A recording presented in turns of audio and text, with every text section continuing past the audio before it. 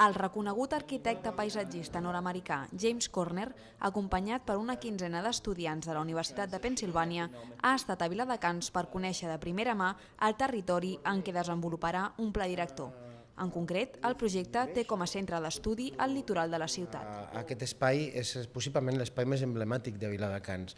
És l'espai de la plana del Taica, amb els parcs naturals, amb les zones de reserva, on hi haurà activitats, i per tant vam buscar un dels equips més prestigiosos del món, amb l'ajuda de l'àrea metropolitana, per tal que un espai d'aquesta importància tingués un tractament de molta qualitat, de molta sensibilitat.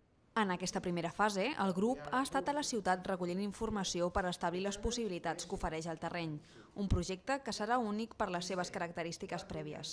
This project in Viladecans is very unique, largely because Viladecans itself is a very unique place. It's both a town, a growing town, it's an agricultural landscape, and it's a leisure landscape with a very beautiful beach and seafront. So it's a very special place and very unique, and probably will demand a very intelligent planning approach. El desenvolupament del pla director es realitzarà als Estats Units i s'espera que en 3 o 4 mesos pugui estar enllestit.